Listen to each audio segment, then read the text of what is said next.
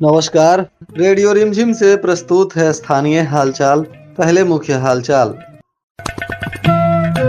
Mobile पर जमीन हड़पने की धमकी देने वाले को पुलिस ने किया गिरफ्तार।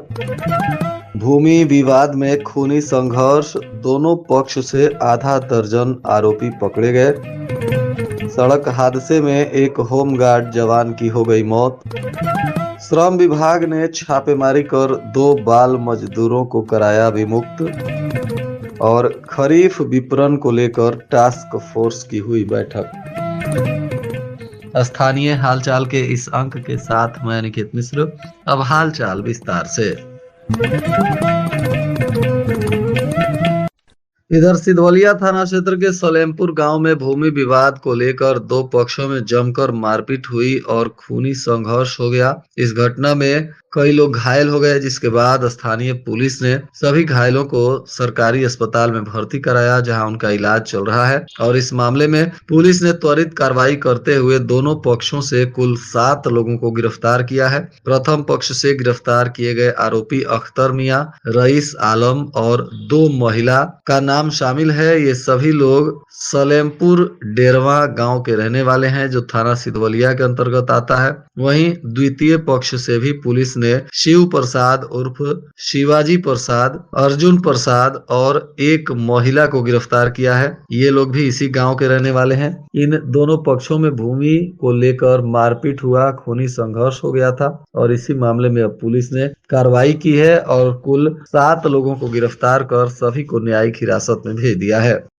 गोपालगंज के बहुचर्चित व्यक्ति कृष्णा शाही की धर्म पत्नी शांता शाही, जो पटना हाई कोर्ट में अधिवक्ता हैं, उनको फोन पर धमकी देते हुए नगर थाना के एक व्यक्ति ने गोपालगंज शहर के विष्णु शुगर मिल के पीछे उनकी जमीन को हड़प लेने का धमकी दिया था। बताया जा रहा है कि यह कॉल रिकॉर्डिंग जैसे ही वायरल हुआ तो पुलिस ने संज्ञान लिया और इस मामले में त्वरित कार्रवाई करते हुए नगर थाना की पुलिस ने धमकी देने वाले आरोपी सुमित सौरभ को गिरफ्तार कर लिया है, जो गोपालगंज के ही कैथवलिया वार्ड नंबर 8 निवासी केदार सिंह का पुत्र बताया जा रहा है। फोन पर आरोपी ने गोपालगंज के सदर विधायक से अपने संबंध बताते हुए शांता शाही की जमीन को खरीदने की बात कही थी और उन्होंने जब बेचने से मना किया तो आरोपी ने फोन पर शराब के नशे में धमकी दिया कि आपके जमीन को हड़प लिया जाएगा। हालांकि इस ऑडियो की पुष्टि रेडियो रिमझिम तो नहीं करता है, परंतु ऑडियो जैसे ही सोशल मीडिया पर वायरल हुआ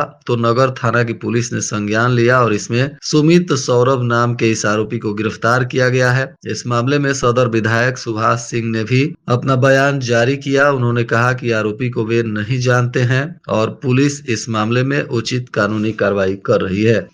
इधर मोहम्मदपुर थाने में तैनात एक होम गार्ड के जवान बलवीर सिंह की सड़क हादसे में दर्दनाक मौत हो गई। बताया जा रहा है कि ड्यूटी के दौरान ही सड़क हादसा हो गया, जिसमें उनकी मौत हो गई। घायल बलवीर सिंह को गोरखपुर रेफर किया गया था और गोरखपुर में इलाज के दौरान ही उनकी मौत की खबर आई तो परिजनों में कोहराम मच गया और विभाग में भी शोक की लहर है। इस घटना के बाद बैकुंठपुर थाना क्षेत्र में NH 227A जो राम जानकी पथ है, इस पर पुलिस ने संज्ञान लिया है और बताया जा रहा है कि जिला प्रशासन ने अब जिस स्थल पर घटना हुई है उसको ब्लैक स्पॉट घोषित किया है। यह सड़क राष्ट्रीय राजमार्ग सारण छपरा को केसरिया मोतिहारी भया मसरख राजापट्टी 70 घाट पुल होते हुए पश्चिमी बिहार से उत्तरी बिहार को जोड़ती है।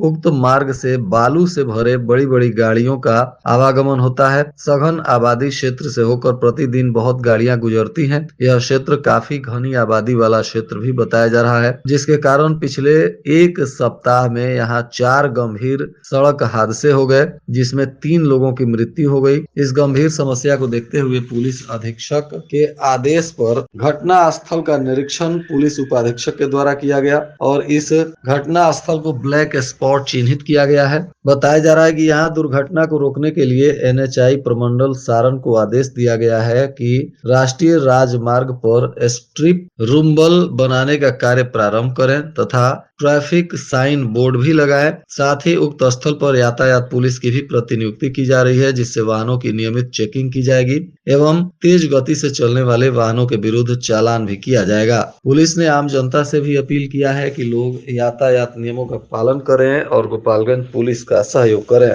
इधर श्रम विभाग के पदाधिकारियों ने गुप्त सूचना के आधार पर कुचायकोट प्रखंड के सिपाया में छापेमारी की, जहां मिथिलेश मिष्ठान भंडार से एक बाल श्रमिक को भी मुक्त कराया गया, तो वहीं तंदूरी चाय घर सिपाया से भी एक बाल श्रमिक को भी मुक्त कराया गया। साथ ही काठमांडू होटल सिपाया कुचायकोट से भी 2 बाल श्रमिकों को भी मुक्त कराया गया। इस धावा दल में श्रम प्रवर्तन पदाधिकारी के साथ पुलिस बल के जवान भी शामिल रहे। श्रम अधीक्षक ने बताया कि संबंधित जिम्मेवार लोगों के विरुद्ध प्राथमिकी दर्ज कर आवश्यक कानूनी कार्रवाई भी की जाएगी।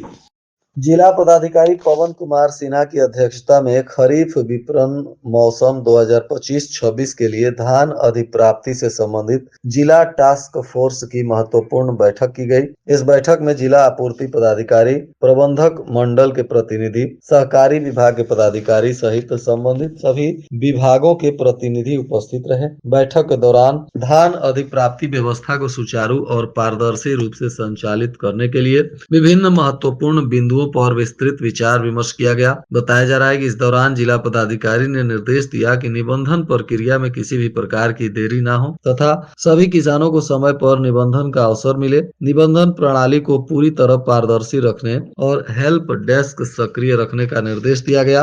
पूर्व की टास्क फोर्स बैठकों के अनुरूप चयनित समितियों द्वारा प्राप्त प्रस्तावों की अद्यतन स्थिति की समीक्षा की गई।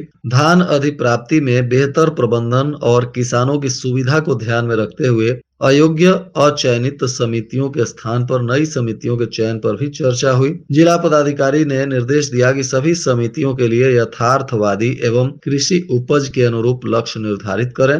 बैठक में बैंक अधिकारियों को भी निर्देश दिया गया कि व्यापार मंडलों को समय पर कैश क्रेडिट उपलब्ध कराएं, जिससे भुगतान और खरीद की व्यवस्था बाधित न हो सके। बैकुंठपुर प्रखंड मुख्यालय सहित आसपास के क्षेत्रों में आजकल सड़क, मैदान, विद्यालय आदि सार्वजनिक स्थानों के अतिक्रमण की होड़ लगी है। इस अभियान में सामान्य लोगों के साथ राजनीतिक दलों के लोगों के अलावा जन प्रतिनिधियों की सहभागिता भी सामने आ रही है, जिन्हें राजस्व कर्मचारियों के संरक्षण प्राप्त होने की बात भी आम जनता के द्वारा कही जा रही है। समाज में इस समय शादी ब्याह के अवसर पर पूर्व की भांति सभी प्रारंभिक रीतियां और संस्कार अपना मूल्य खोते जा रहे हैं और इस पर भौतिकवादी व्यवस्था हावी हो रही है। कुरीतियां सामाजिक पृष्ठभूमि में नाच, गान तथा नौटंकी अपना वजूद खो चुके हैं और इनका स्थान मंडियों से लाई गई कमसिन बालाएं, जो भोजपुरी के अश्लील गीतों पर देह प्रदर्शन कर रही हैं और अर्धनग्न हाव भाव के साथ भद्दे मनोरंजन कर रही हैं और हमारी नई पीढ़ी उनके आगोश में जकड़ती हुई जा रही है। आज जिले के सभी थानों पर जनता दरबार का भी आयोजन किया गया, जिसमें अंचलाधिकारी और थानाध्यक्ष ने जनता की भूमि से संबंधित मामलों की सुनवाई की और उसे निष्पादित करने का प्रयास किया।